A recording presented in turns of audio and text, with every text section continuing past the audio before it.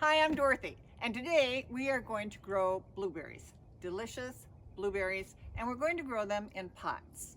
Now, I do have a 23-acre farm, and I've been growing blueberries since 1998. However, most of mine have been in the ground, all 600 of them.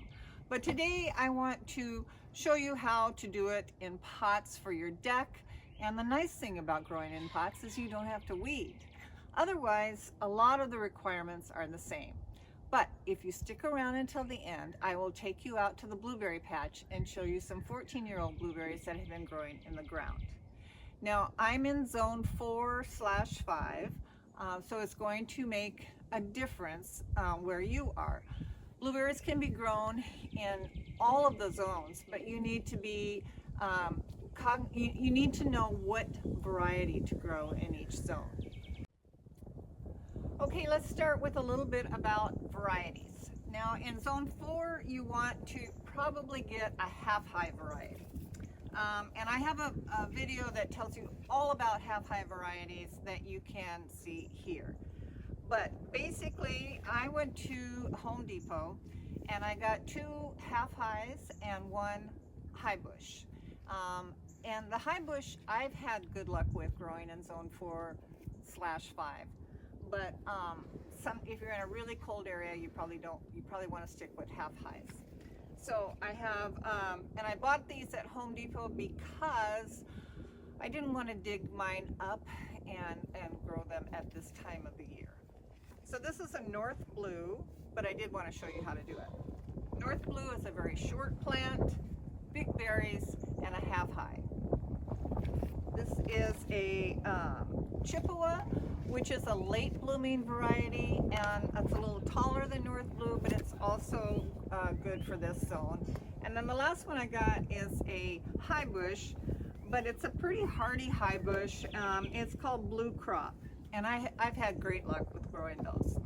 So the reason I picked 3 different varieties is with blueberries, the more you can change up the varieties and have them next to each other and that the bees can pollinate, the more berries you're going to get.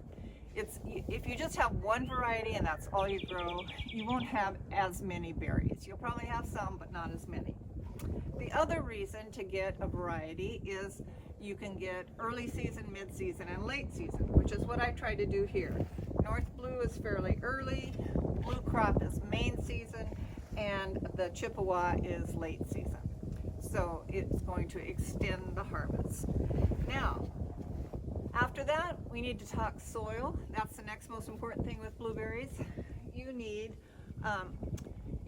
if you're growing in the ground, the best thing that I think you can do is dig a 3-foot hole, and in that hole, dig out the dirt and put in 1/3 compost if you've got it, and that's for the drainage.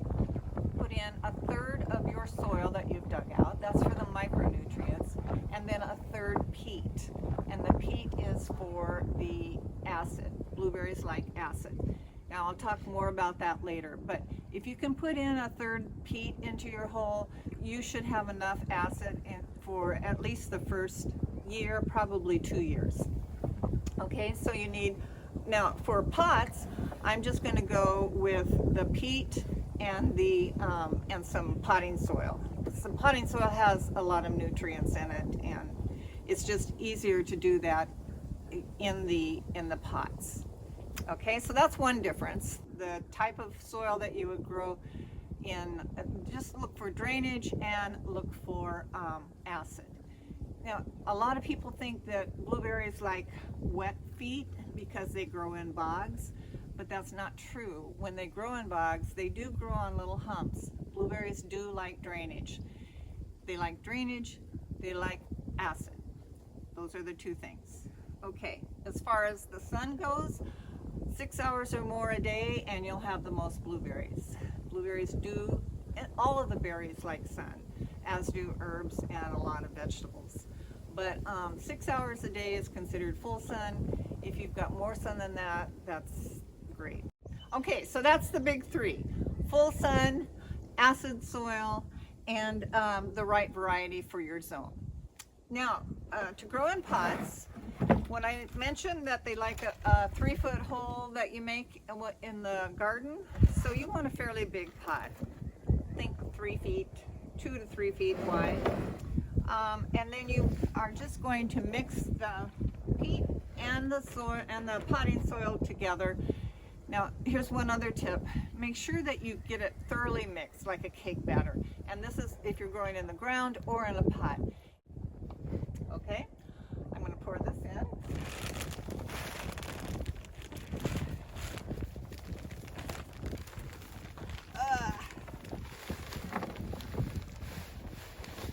Okay, halfway. Make sure your pots have some drainage holes in the bottom.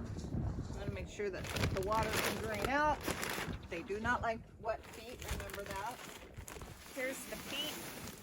Canadian peat is the most acid, so if you're in the store and you can find something that says Canadian peat on it, that's great.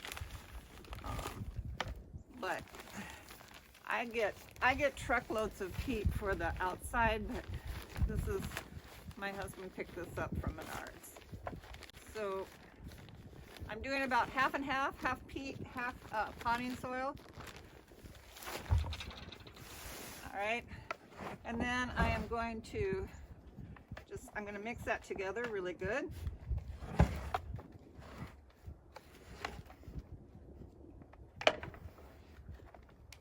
It's like I'm making a cake. Let's plant this Chippewa first.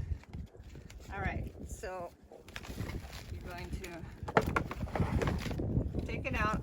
It's hard to say what they've been planting in the store, but you do want to loosen up the roots some. Okay, so make a little hole, set it in, spread the roots out, set the plant in, and then add more soil. I wouldn't put peat on the top. Okay. And then we're going to water it in. Make sure and water it in really, really thoroughly. Get those roots loose. You don't want plants that are root bound. That's why you want to loosen up the roots. Now, if I was growing in the ground, I would mulch this with pine needles or wood chips or something like that, because they're fairly acid and it will slowly drip the acidity into the soil over time. The other thing that you want with regards is fertilizer. And like I said, the peat will keep the soil acid for quite a while, but eventually you're going to have to acidify the soil a little bit more. And a nice organic way to do that is to get some elemental sulfur, and you just scratch it into the surface in the fall, and this is whether it's in a pot or outside. And during the winter, the rain and the snow will break down the elemental sulfur and it will drip acidity into the soil. That's what I do anyway, and it works great. As far as a fertilizer, if you want to buy a non-organic fertilizer in the store, fertilizers are usually a mix of NP and K, nitrogen, phosphorus, and potassium. Now, the nitrogen is going to give you the leaves, the green leaves, and that's great, but it doesn't really do a whole lot for the fruit. The phosphorus is primarily going to help with the soil, so that's not quite as important if you're growing in a pot. And then the potassium will give you sweeter berries. So you want to look for a fertilizer that is made for azaleas or blueberries, because it will have the right mix of NP and K. All right, that's all. Water them in, place it in a nice sunny spot, and you should start getting blueberries. I get my blueberries the second week in July through the end of August every year. It's just like clockwork. They don't take very much pruning, and they are delicious, and they freeze well, and they're good to eat.